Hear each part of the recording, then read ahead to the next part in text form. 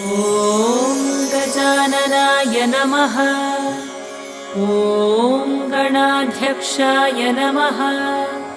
ॐ विघ्नराजाय नमः। ॐ विनायकाय नमः।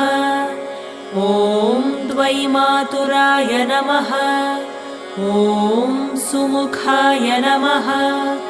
ॐ प्रमुखाय नमः। ॐ सन्मुखाय नमः। ॐ कृतिने नमः।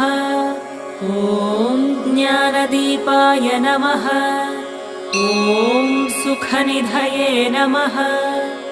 ॐ सुराध्यक्षाय नमः। ॐ सुरारिभिदे नमः। ॐ महागणपतये नमः। ॐ मान्याय